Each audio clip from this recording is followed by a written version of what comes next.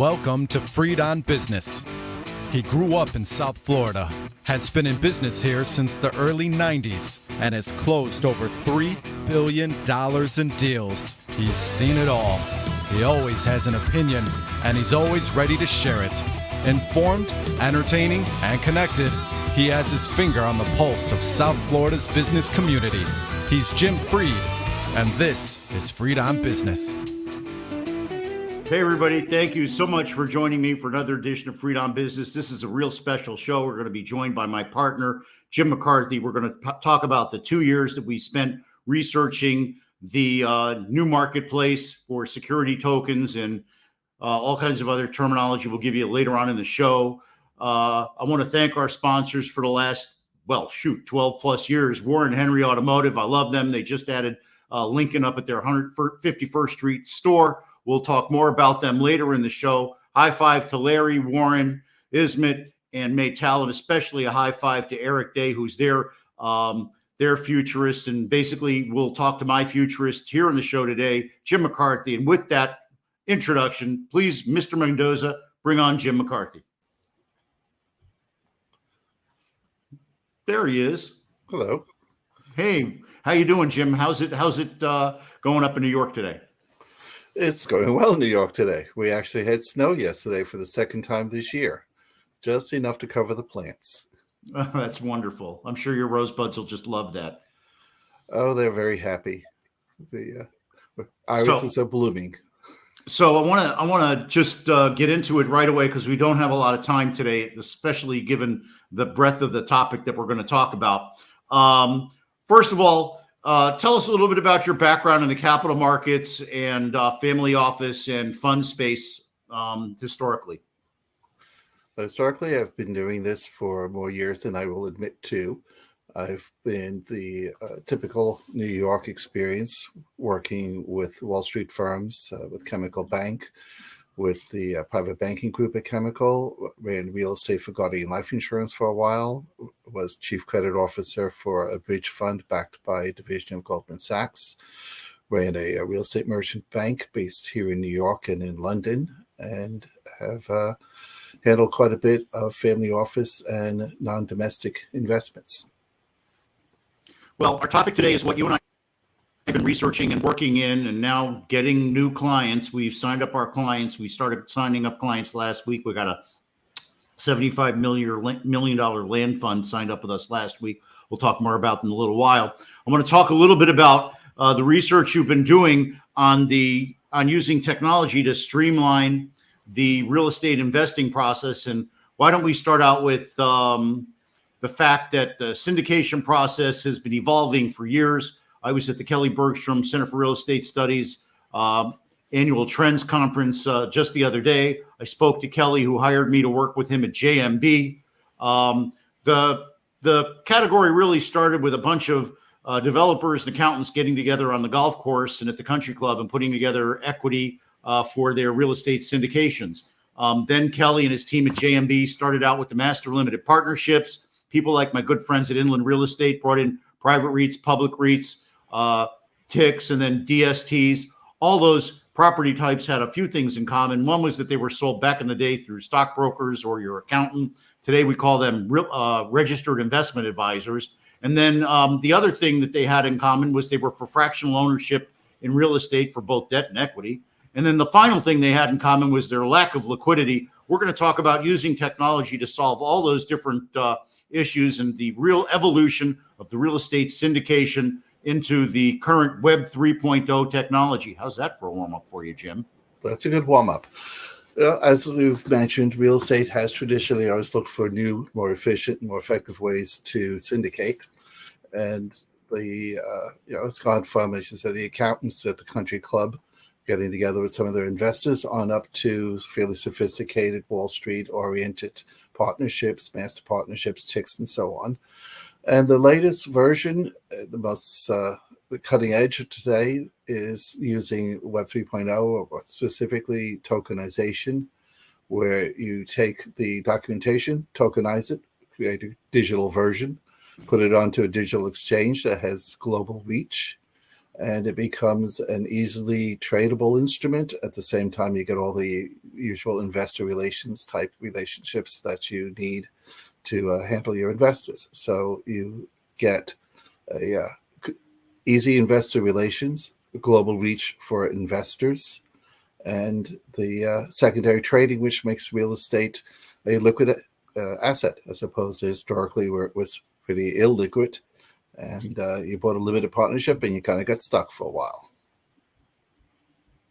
You know, that was one of the big problems with all of those different vehicles before. And spoiler alert, we have a white paper that describes all this with flowcharts and all kinds of other stuff. People can DM me or call me and get more information about that. I'll mention that throughout the show. So, Jim, let's demystify things, first of all. Give me some good definitions. Help people understand what we're really talking about, that these are really security tokens. These are really securities. These aren't NFTs. This isn't Bitcoin. This isn't anything like crypto. We're never going to say that word again. This is really a secured SEC quality situation, and it'll all be SEC approved through real SEC registered broker dealers. Sure. What we've done is put together an ecosystem of services. They're all institutional grade, have institutional investors, and everything that we're doing is in conformance with the SEC regulations. I'm sure everybody has been reading the paper about the SEC hitting various entities with large fines because they claim they weren't securities, and the SEC claims they are, and guess what? The SEC wins. So everything we do is SEC compliant. We take a registered securities. We use Reg D, Reg A, Reg CF. Currently, we're taking a situation where we have 3 Reg D existing funds that we're merging into a Reg A plus fund, which will allow us to offer it on a global basis. It will be registered to the SEC. We then take all that information about the registration, the documentation, the prospectus, the offering memorandum, and so on, and we take information about the assets and we digitalize it, which means that we're taking it, converting it into an electronic format, and we put it on a blockchain. The reason you go onto the blockchain is once it's on the chain, it can't be changed. So you don't get the situation when somebody said, oh, I had this version of the PPM. No, I have this version. I didn't see this amendment. It's all right there, and it's not alterable. We then take the information and create a token. A token is really just the way you reference the information on the blockchain. Think of it like the code on a file cabinet system. So you've taken the paperwork, converted into a data electronic filing cabinet, and then you've defined a code so you know where in the file cabinet the document is.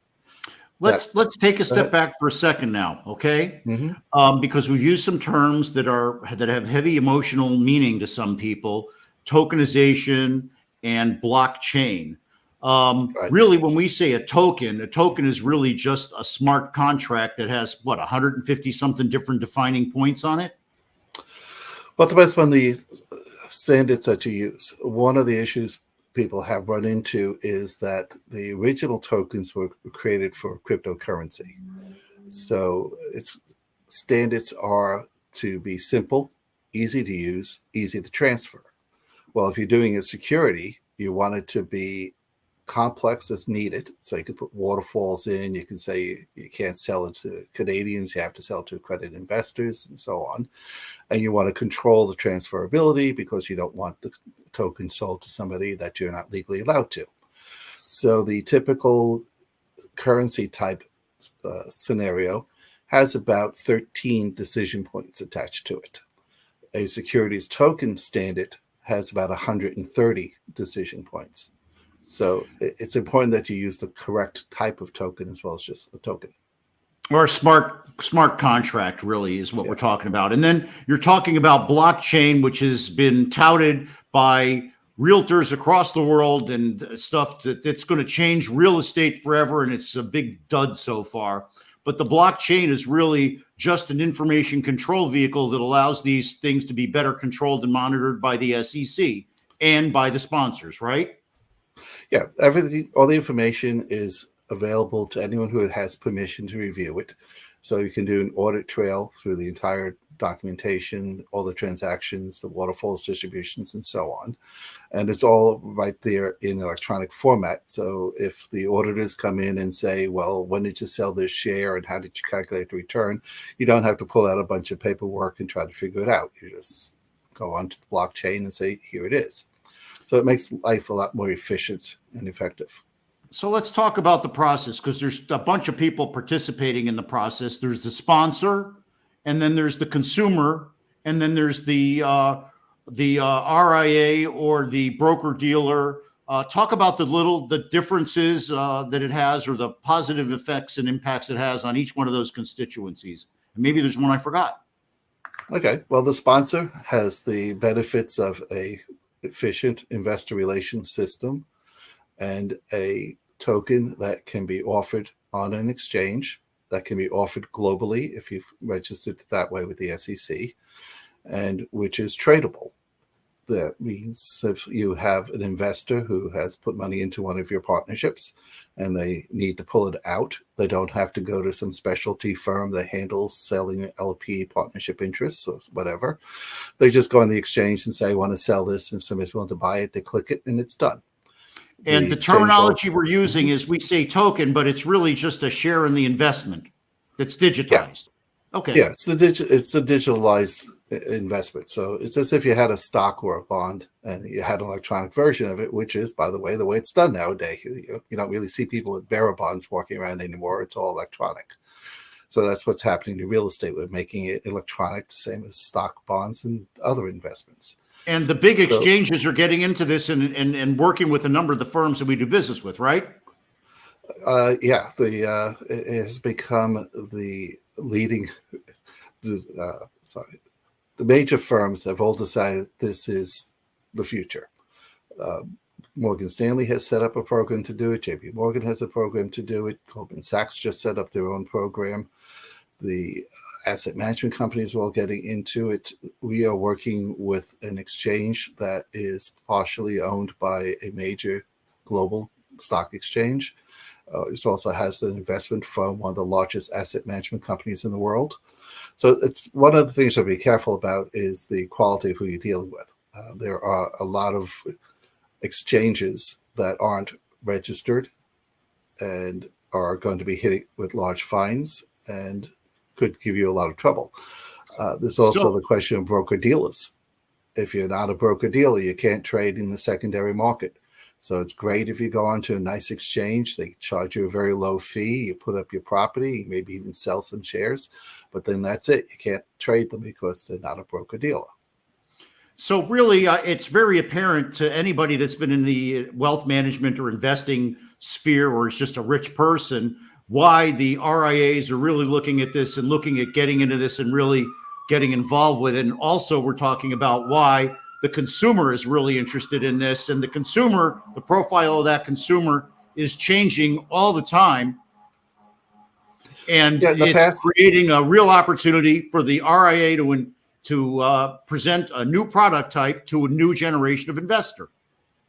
Yeah, one of the selling points has been called fractionalization, where you take it up and break it into fractions. So if you're just an investor, you've got $100,000, $200,000 to invest.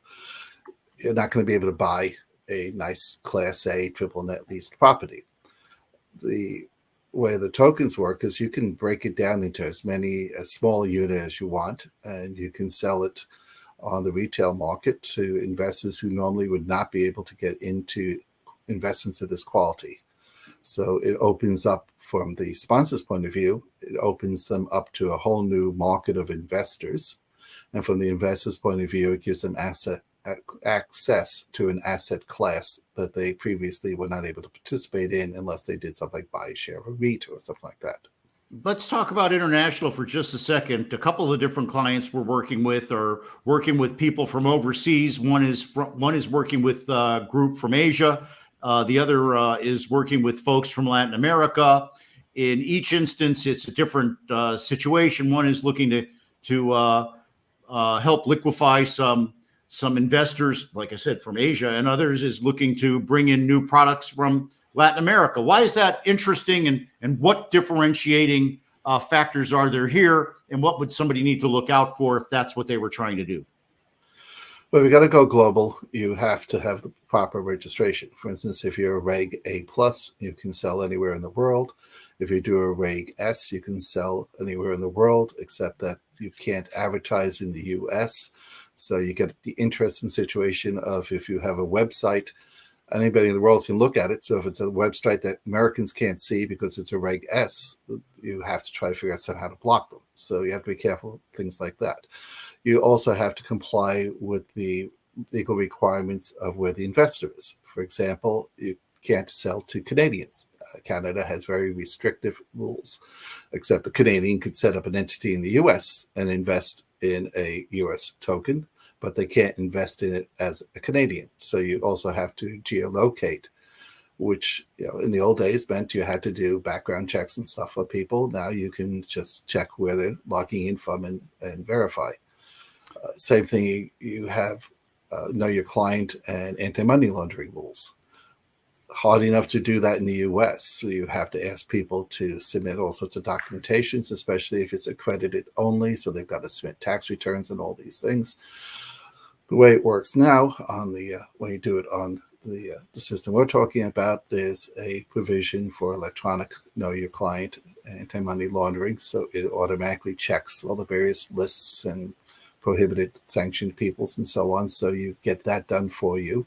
And you can also get the accreditation done. And once it's done, it stays there. So they don't have to keep redoing it every time they come for another offering. So let's talk a little bit about, we talked about blockchain. We envision it as a filing cabinet that's available to everybody online and instantaneously, that's verified. Let's talk a little bit about the verification that goes into it. And then after a quick break, we're going to talk about the type of information that goes into the file cabinet. Well, the verification there's two ways. One is you can just submit the information and we'll put it onto the blockchain and take your representation that's accurate. That is the way it's typically done now. Somebody puts out a prospectus and a bunch of information about the property and says to the investor, hey, go look at it and figure it out. The other alternative is we have a relationship with a information management company where they'll review the information, organize it, verify to the investors that this is the information that was received, and they will keep it updated. So the reason there is as you get into the institutional investors, they want to be careful. I mean, if nothing else, they have to check the box that they did their due diligence so they can say that this company has verified things and makes it a more tradable. And the more tradable it is, the better the pricing will be. Well, also, one of the other things about verification is that a lot of the new buildings will be wired up with smart technology that'll feed into a repository. There'll be constant appraisals. There'll be constant information fed to the appraisers. There'll be a consistent and instantaneous repricing. And that's another thing that this is bringing to the table, that we have other service providers that do that, and they work, again, with this information verifier. Yeah, the major portfolio companies are already setting up. They started probably about 2 years ago, where they were setting up an ecosystem where the property management firms collected all the data into a standardized electronic format, which was then shared with the portfolio managers. So the goal was that a portfolio manager could walk in any day, click a button, and see how the income and expenses are in every building in their portfolio and do their portfolio analyses. So it's definitely something that was happening prior to blockchain and tokenization, but it's a good match for blockchain tokenization because the whole key to this is the electronic data system. The more data you put into the system, the better people understand. The better people understand, the better the pricing will be. Let's take a quick break right here. I've got to thank the folks at Warren Henry Moore directly for sponsoring the show. Then we'll be right back with Jim McCarthy and more about using Web3 and blockchain technology for the new way to syndicate and bring liquidity to your real estate assets. Mr. Mendoza, it's your turn to rock the house.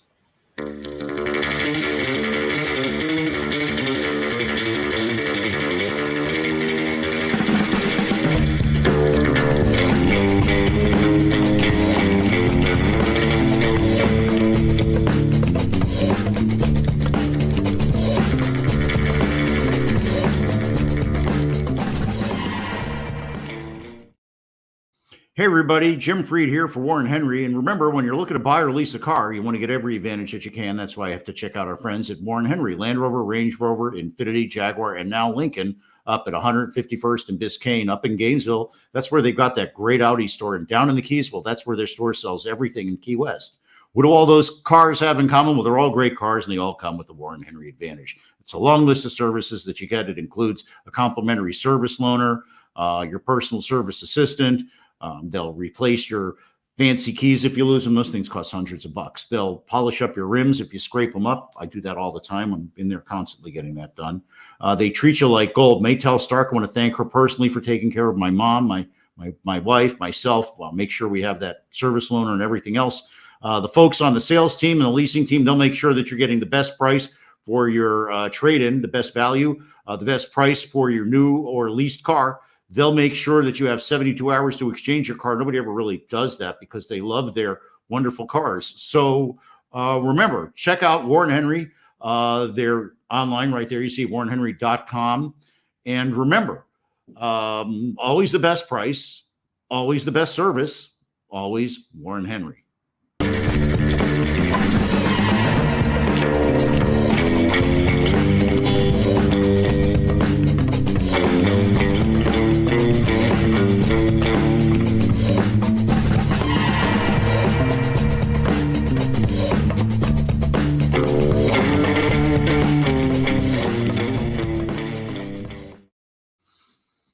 All right. Hi, I'm Jim Freed. You're seeing me interviewing my partner, Jim McCarthy. We've got years and years of experience in the real estate market. We're working with families and investors and new technology companies all the time, all across the world to help them bring value to your real estate deal. I solve real estate problems. I was on with a family earlier today, getting solicited by all the big companies in town. All they wanted to do was jam them in their system. I'm going to give them a customized solution. It's going to be tremendous. We work with some of the biggest families in town, some of the biggest real estate operating companies in town, with all the big institutions, with all kinds of creative and cutting edge ideas that are going to become more and more in vogue as the real estate market continues to shift. So remember, reach out to me, DM me, give me a call, give me an email, hit me up on LinkedIn, all those different ways. Get to me, give me a call if you want our white paper on what we're talking about today. I'll get that to you as well. And remember, my personal brand is that I self-actualize by helping other people achieve their dreams and goals. I do that by solving their problems and bringing them peace of mind. And remember, whenever you call me, it's always all about you. Welcome back to Freed on Business. Connect with us on LinkedIn, YouTube, Facebook, and Twitter at Jim Freed or at Freed on Business, and on Instagram at Jim Freed1. Now, back to your host, Jim Freed. Hey, we're back with Jim McCarthy. Mr. Mendoza, don't be tardy. There he is. So, Jim, we were talking about how the asset managers were going to use blockchain, and already we're starting to use different ways of keeping up more instantaneous follow-up. We've got a guest there on the show back in the back there, Jim. That's my cat is extremely excited about tokenization. So she sounds terrific. Is running. Well, I can't wait to tell him my favorite story about it. You know, I want to compare it to the CMBS market. When Ethan Penner got started, he's been on the show. He's told the story. If he started a little early, wouldn't have been any business. If he started a little late, lots of competitors. He started right at a certain point, and he hit it and got all kinds of great valuations for his clients. That's what we're doing right now. We've got a number of big firms, hotel, office, industrial, retail, multifamily, all talking to us about how to do this. And we signed up our first client, a $75 million land fund that we've closed deals with in the traditional market. They're going to be working with us to market their products as well. And one of the comparisons I like to make also with the CMBS market is that today a person in Singapore wants to buy real estate debt. They've got to go find something that was originated. They can buy an A or a B or an unrated piece. Down the road, they can buy it all across the country in little fractionalized components. They can build their yield as they want across the market. And when they want to sell, they'll be able to get out of it instantaneously. Jim, what's the impact you're seeing with the people that we talk to about that? People are amazed. They're used to real estate being illiquid, and they understand it has been sold globally, but it's usually in the form of some sort of fund. But just give you an example of what's going on. There was there's an offering, actually two offerings, where a Middle Eastern investment company is selling tokens backed by U.S. real estate, and they're selling them on a market in Singapore. So it's making real estate truly a global instead of a local investment. So let's go through it. Let's go through it again. Why would somebody digitize their real estate? Well, it's because, remember, there's the two parts to it. There's the digitalization, which is just taking everything and putting it into electronic format, which gives you, a more efficient way. Think of it as an investor relations portal, where all the information is available on an immediate basis. You can communicate with your investors. It just makes everybody's life a lot easier. It also has advantages for regulations because everything is right there. It's an immutable format. It's easy to review because it's digital. Everything's electronic. So, if you have an IRS audit, everything is right there. If you have an SEC audit, everything is right there. Once it's digitalized, you then get the advantage of the tokenization, where you can sell the tokens, as I just said, on a global market in a fairly efficient, easy manner. You're not going to some firm and saying, we'll hire you and pay you a huge fee to do a show and tell in Latin America because we want to raise $10 million.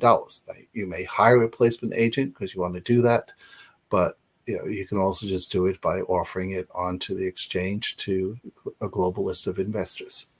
Now let's talk about the process a little bit. Tell everybody what the process is, from the initiation of the process to the potential add-ons for things like a sustainability issue and things like that.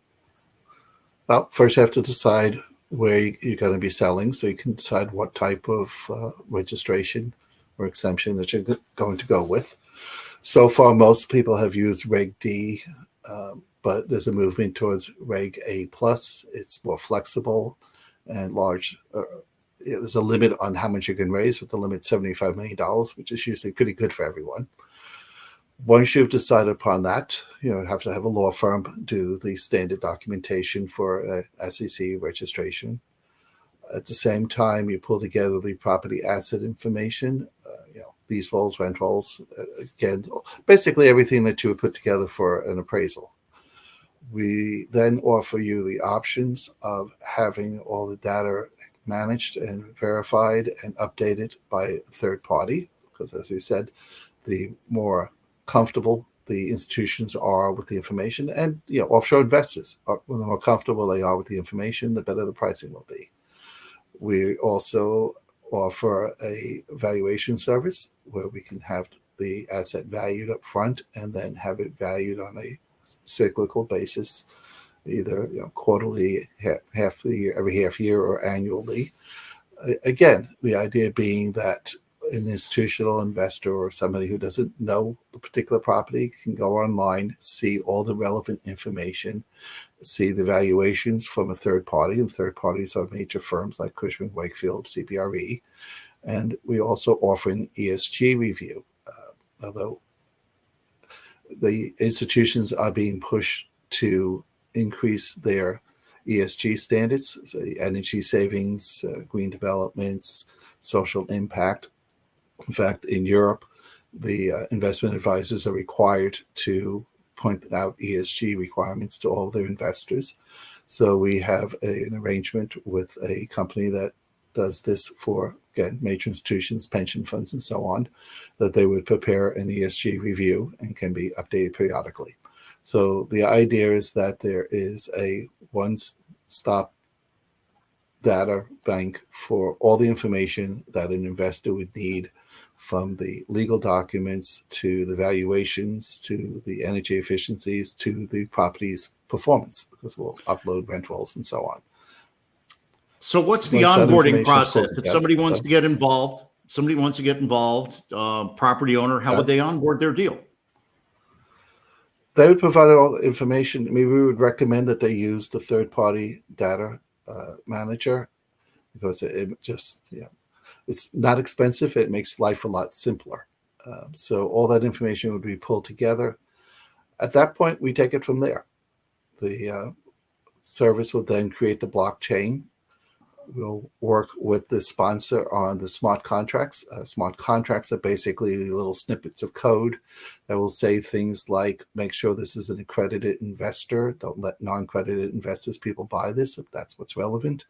We'll set that all up with them, and that will then create their portal, which the investors would have access to. So at that point, the investors would be able to sign on, be able to see all the information, be able to manage their investments, be able to offer it for trading if it's past any sort of lockup period. It will maintain the capital tables. It will handle the transfers, when people make payments or get distributions. It will handle the reports. There's a custodian because the securities need to be held by a custodian, same as when you buy stocks and bonds and it's held by your brokerage house. And that would also have a provision that if you want to communicate with the investors, you can do so by email or just by posting it on the portal. So that becomes where you control everything. You interface with the investor, and the investors interface with the market. That's on the sponsor side. On the investor side, they would come in and say they want to look at this. So they log on to the website, and this website can be just a link from your website, or it could be a white label website. So they link in and say, I'm interested in investing in this. And they come in and say where they are, and the system will immediately start a know your client analysis, do a geolocation to make sure that they're not calling from or logging in from someplace you can't sell at, and will, if necessary, ask them for the information to verify that they are an accredited investor. Once that's done, the system, and that's done, the know your client and geolocation is minutes. The accreditation, may take a day while they review the paperwork. But once that's done, they're then given an ID that they can use to log in and look at the offerings and make an investment if they choose to. So, Jim, said we would not mention crypto, but we could also add on what's called a wallet, which would allow people to invest using their cryptocurrency if that's what they wish, although we would have a provision that it would be immediately changed into US dollars or whatever the sponsor wants. So not a currency risk of you're selling shares in Bitcoin and you got to worry about Bitcoin. They may pay in Bitcoin, but you get dollars. So, Jim, that's a real good transition to what I wanted to talk about next. And that's that what this really does. It's the magic word for where we are right now in the economy and in investing. It really de-risks the transaction on many levels. Well, just think of it, if you go onto the exchange and there are 10 different real estate offerings and you've got $1 million to invest, you could put a little bit in each of the 10 and diversify your risk. Do it simply by clicking buttons as opposed to having to go through all sorts of paperwork and signing up for things and doing your due diligence by looking at paperwork and properties and so on. So it's a great opportunity to diversify your risk. So let's talk a little bit about another way that's impacted, which is the secondary market and the marketing of the different shares, if you will, and tokens, if you want to talk more modernly about it. Well, the different markets, there are over 2,000 broker-dealers in the U.S., of which a handful are able to handle tokens. So there's actually a very limited market of token exchanges. Within that, you have to look at the ones that are using the technology designed for cryptocurrency instead of securities, or are designed for NFTs, which is a different standard because the focus is on preventing counterfeiting. So you want to make sure that the exchange you're using uses standards for security tokens. You then have to look at, are they broker dealers? Because if you want to make secondary trading available to people, they have to have it done on a broker dealer network. So you start getting into a very limited universe of potential players. Then, of course, you want to look at their ecosystem. Who are they tied to? What type of additional services they offer?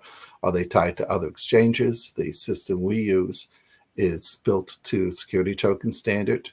It's a licensed broker dealer, member of FINRA, and so on. And it's part of a network of ATSs in Europe and Asia. So if you decide you want to go for international clients, we can list them onto those exchanges. Now, obviously subject to their requirements for verification and fees and so on. But the software is already in place. The tokens are standardized so that it can easily be done.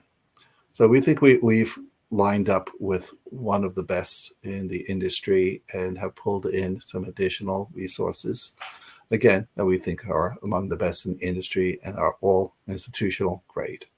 Now, I want to just go back for a second and talk about the qualification on that. We've been working on this for over 2 years now. You've had mind-numbing number of hours listening to a bunch of people droning on. That's your specialty. I guess people can kind of tell I'm the one with ADD here. Is that my specialty, is droning on or listening? No, listening to the people that are droning on. When you drone on, I interrupt you. I know. I count on it. Tremendous. You're tremendous. Now, it's efficient. It helps people effectuate their transaction. It's global. It's got the secondary market there. I want to take a quick break right now, and then we'll come back for the final segment. I want to talk about the trajectory of the marketplace, the types of people we're talking to, and the chicken and the egg theory. We'll be back after this. Mr. Mendoza, rock the house.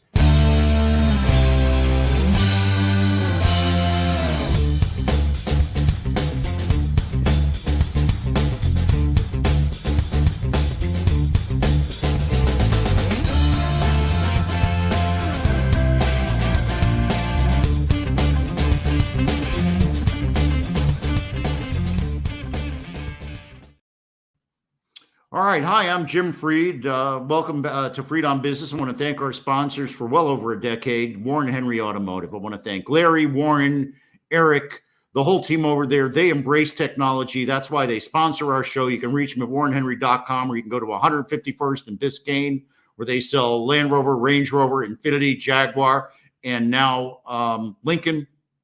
Got my new Lincoln hat a couple of weeks ago.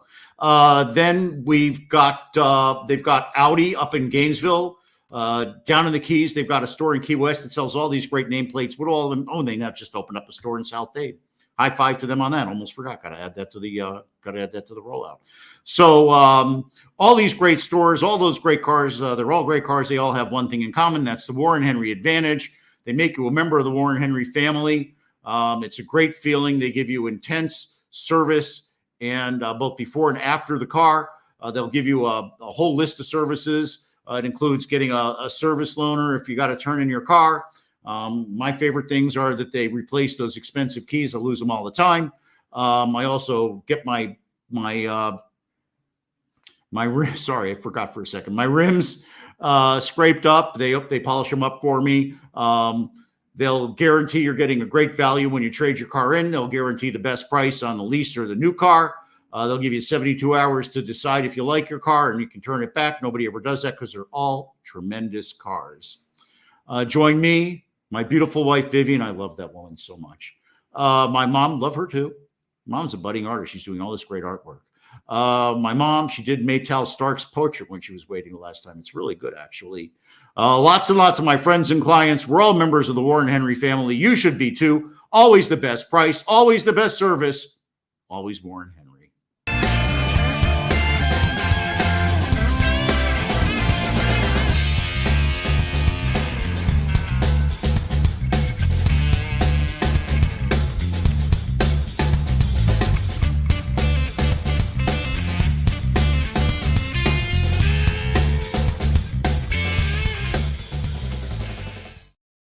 I love that music that he finds. It's so tremendous, that background music. So thank you to Mr. Regan Mendoza for always producing such a great show for us. And remember, reach out to me. I'm Jim Freed. You're hearing how we always do cutting edge real estate here. I also do blocking and tackling. I was talking about land deals and construction loans earlier today, bringing debt and equity from traditional sources, as well as from our new blockchain syndication Web3 technology that you're hearing us talk about today.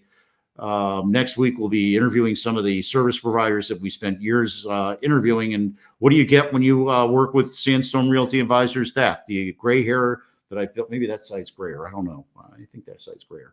From working with everybody in the industry, our 35 plus years each. You see, Jim has more gray hair than I do. He's been at it longer than I have.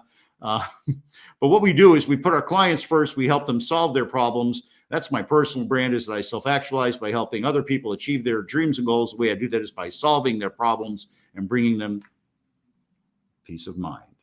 So reach out to me, call me, DM me, bring our experience to your team. And remember, the person wants, oh, that's later on in the show. And remember, whenever you call me, it's always all about you.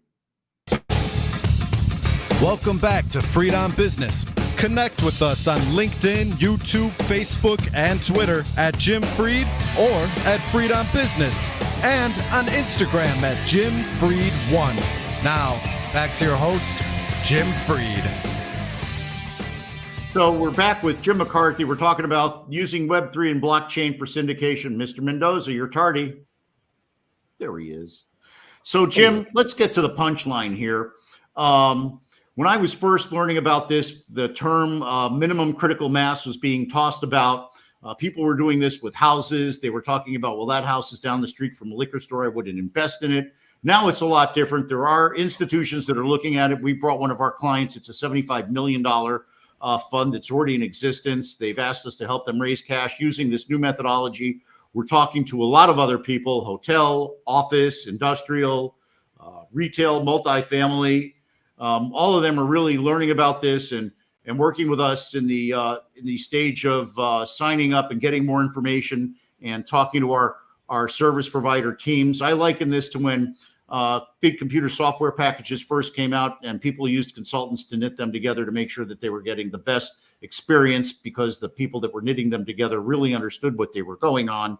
So, Jim, let's talk about where we are in the market. Let's talk about what you like to call in the white paper. Oh, by the way, we have a white paper available. Email me, DM me, all that other stuff. Text me, and we can get you the white paper. And we can get you a copy of this show if you want to listen to the podcast. Again, it's always up on freedombusiness.com. Jim, let's talk about the chicken and egg theory. Where are we in the marketplace right now? Well, as you said, we've been following this for about 2 years now. And obviously, we think it's about time for the market to break. As Jim said, the first users were basically cryptocurrency guys who had a little bit of money from their investments. And you'd go onto these chat rooms and there'd be somebody putting up a 2-family house and selling shares at $5 a share. And you'd have people chatting back and forth saying, oh, look, I looked at it at Google and maybe they can put another basement apartment in it, or somebody else would respond, oh, I saw on maps that there's a liquor store down the block, so maybe it's not a good deal. And there's a lot of that. So obviously not of interest to institutional investors. There was also not registered. It was somebody had a server, threw it up, and started selling out real estate shares, which, as we said earlier, the SEC, since Mr. Gensler has come on board, does not think that that's a good way to do business.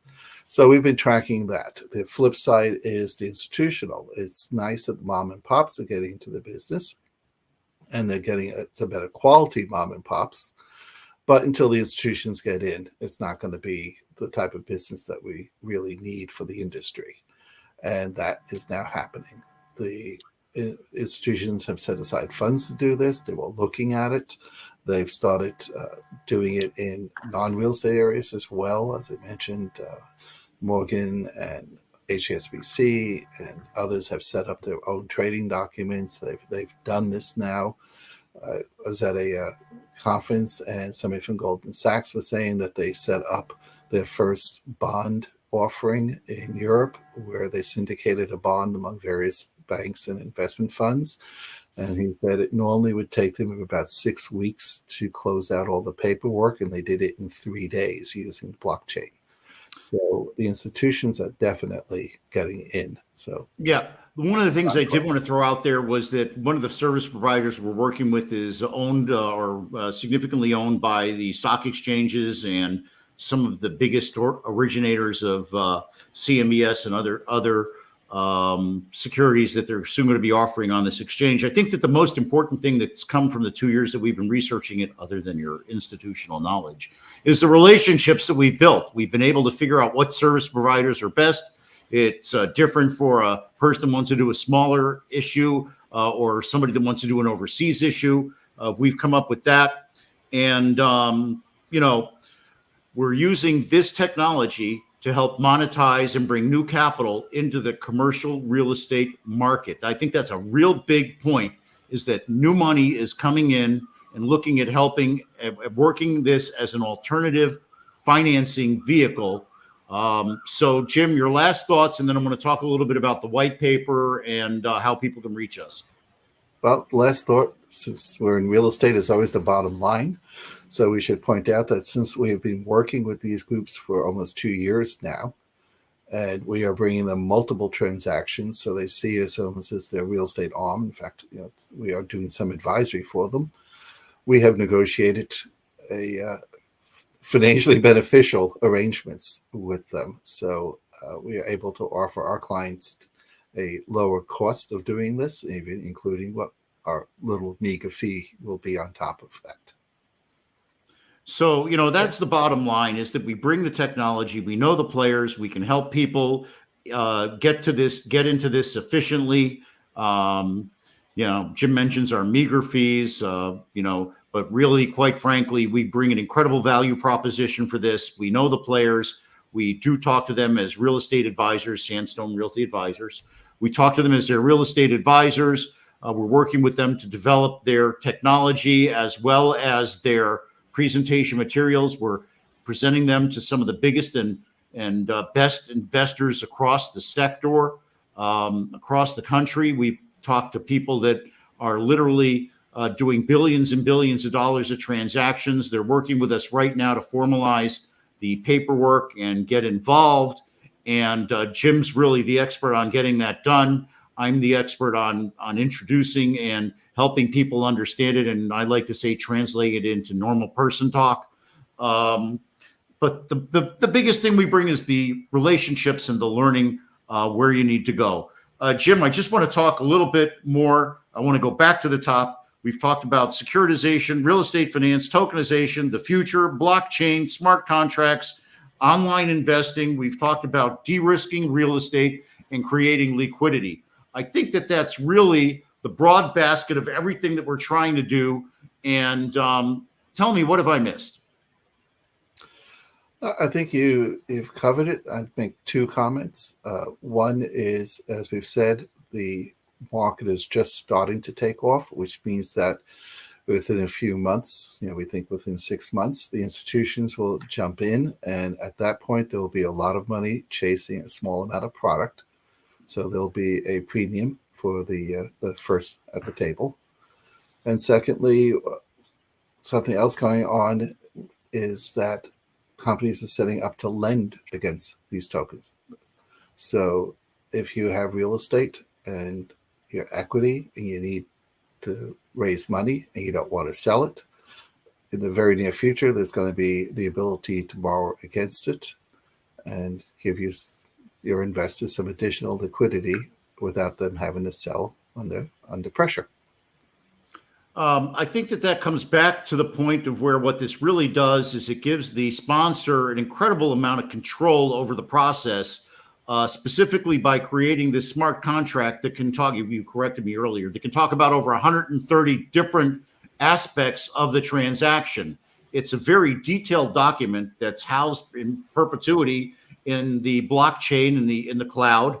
And it's thought of sort of like not only as a contract, well, it is a contract, it's also provides people with the file cabinet type of data. I'm using a bunch of analog technology because we're moving people from the analog world into the online world, and we're doing it very rapidly at this point with some very, very creative and forward-looking people that have cornered the market in certain marketplaces with certain product type, and now they're looking for new ways to capitalize it as the capital markets, so we'll just say, evolve. That's it. Well, I want to thank you, Jim, for being on the show today, talking to me about using the Web3 and blockchain for syndication. Obviously there are AI implications to this that we didn't touch on today because we're just learning about that and getting that involved. I spoke to some of our AI people earlier today. They're very interested in learning more and how they'll be able to apply the concepts of AI to this. And we'll have them on hopefully in the next few weeks talking about how they can bring their expertise with AI to increase this new frontier that we're crossing and is becoming more and more mainstream every day. I want to thank Jim McCarthy, my partner with Jameson Capital, based up in New York. I want to remind everybody that we're on with a new podcast debuting and dropping every week at noon on Wednesdays.